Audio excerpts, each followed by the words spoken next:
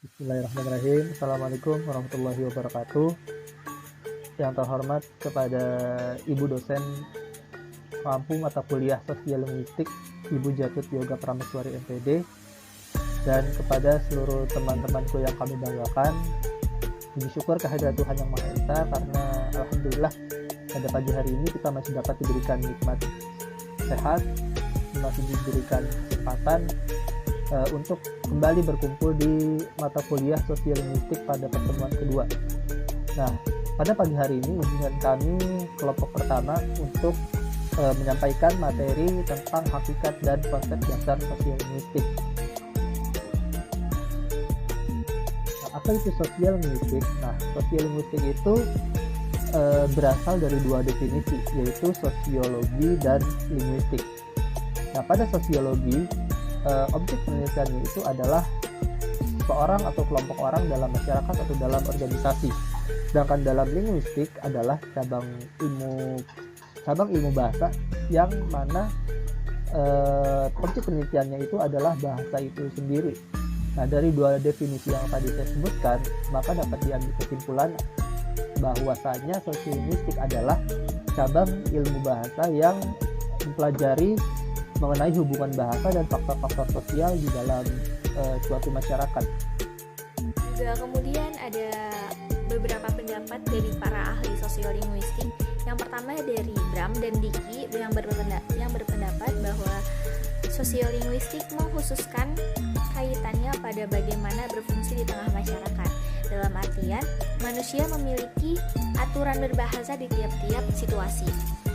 Nah, kemudian yang kedua ada pendapat dari Giselle bahwa sosiolinguistik mempengaruhi individu, dan lagi ada pendapat dari Platt bahwa faktor yang mempengaruhi penggunaan bahasa dalam masyarakat multibahasa. Nah, jadi bahasa itu meliputi usia, umur, juga jenis kelamin, dan itu bakal beda-beda. Nah, lalu ada pendapat dari Nababan yang berpendapat bahwa kajian bahasa dengan aspek sosial disebut sosiologi, sedang sosiolinguistik berfokus pada cara bahasa, varian bahasa, dan faktor sosial. Menurut pendapat Husserl, pengertian sosiolinguistik juga mempengaruhi individu, yang artinya faktor umum yang terlihat adalah bahwa sosiolinguistik mempengaruhi individu akibat dari fungsi individu sebagai kelompok sosial. Hal ini dikarenakan sosiolinguistik terlibat dalam berbagai aspek pengaruh masyarakat terhadap bahasa, pada fungsi bahasa, dan terhadap perkembangan masyarakat, yaitu konsekuensi timbal balik dari unsur-unsur sosial dalam sinkronasi, kronologi, kepositifan, dan perbandingan. Oleh karena itu, sosiolinguistik menjadi landasan teori bidang-bidang linguistik seperti linguistik umum, linguistik sosial komparatif, interlinguistik, dan linguistik sosial yang didefinisikan secara sempit atau linguistik sosial konkret. Kesalahan dalam sosiolinguistik. Kajian bahasa memiliki kaitan dengan masyarakat yang menggunakan bahasa tertentu. Hal tersebut sudah banyak dikaji oleh para ahli. Ada 7 permasalahan di dalam sosiolinguistik. Yang pertama, identitas sosial dari penutur. Identitas sosial dari penutur merupakan masalah yang biasanya diketahui dari pertanyaan apa, siapa penuturnya, dan bagaimana hubungannya dengan lawan tutur. Yang kedua, identitas sosial pendengar harus dilihat dari pihak penutur. Identitas sosial pendengar harus dilihat dari pihak penutur, memiliki maksud bahwa pendengar dapat berupa anggota keluarga, tetangga, guru, dan sebagainya. Ketiga, lingkungan sosial atau tempat tutur terjadi. Lingkungan sosial atau tempat tutur terjadi memiliki maksud misalnya berupa ruang kantor, masjid, atau ruangan keluarga yang dimana peristiwa tutur itu terjadi. Peristiwa tutur juga dapat mempengaruhi kode dan gaya dalam bertutur. Yang keempat, analisis diakronik dan sinkronik dari dialek-dialek sosial. Analisis diakronik dan sinkronik dari dialek-dialek sosial memiliki maksud berupa deskripsi pola-pola dialek sosial dalam masa waktu tertentu atau masa waktu terbatas. Kelima, penilaian sosial yang berbeda dari penutur terhadap untuk berperilaku ajaran. Penilaian sosial yang berbeda dari penutur terhadap bentuk perilaku ajaran memiliki maksud. Setiap penutur mempunyai kelas sosial tertentu dalam masyarakat. Yang keenam, tingkat variasi atau linguistik.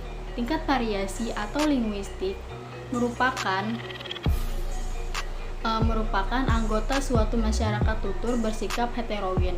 Adanya berbagai fungsi sosial, fungsi politik, dan adanya tingkat kesempurnaan kode membuat alat komunikasi atau bahasa menjadi bervariasi. Dan yang terakhir, penerapan praktis dari penelitian sosiolinguistik. Penerapan praktis dari penelitian sosiolinguistik merupakan sebuah topik yang membicarakan kegunaan penelitian bertujuan untuk mengatasi masalah-masalah praktis dalam masyarakat. Baik, selanjutnya ada manfaat dari sosiolinguistik. Yang pertama ada berkomunikasi atau berinteraksi.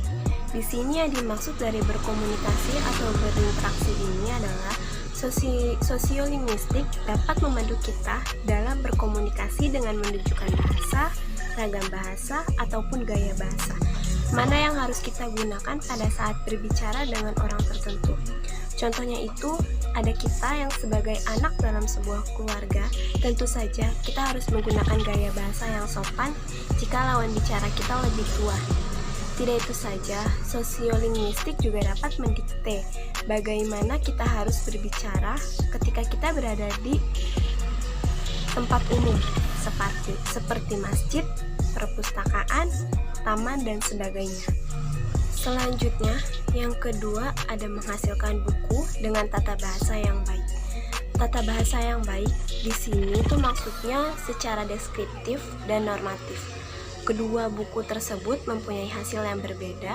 Jika digunakan dalam penggunaan bahasa pun akan menjadi persoalan yang berbeda. Dalam buku tata bahasa deskriptif ini mempunyai kesulitan bahwa ragam bahasa yang harus diajarkan adalah ragam bahasa baku. Padahal dalam buku tersebut tertulis juga hasil pria non-bakunya. Dan yang terakhir ada membuat suatu negara memiliki satu bahasa resmi. Di Indonesia, pemilihan bahasa resmi sudah ditentukan, yaitu bahasa Melayu yang secara sejarah sudah menjadi lingua franca dan telah tersebar luas di Nusantara. Secara sosiolinguistik, bahasa Melayu ini mempunyai peranan lebih sebagai bahasa pergaulan dan bahasa resmi di Indonesia. Bahasa daerah memang mempunyai jumlah penutur yang lebih banyak ketimbang bahasa Melayu, namun bahasa daerah terbatas dengan wilayahnya. Kedudukan sosiolinguistik di antara ilmu linguistik yang lain. Yang pertama ada sosiolinguistik dengan dialektologi. Keduanya memiliki kesamaan, yaitu sama-sama berfokus pada dialek dan variasi bahasa. Yang kedua ada sosiolinguistik dengan pragmatik. Keduanya sama-sama membahas tentang bahasa dan lingkungannya, namun pragmatik lebih berfokus pada tuturan berlangsung.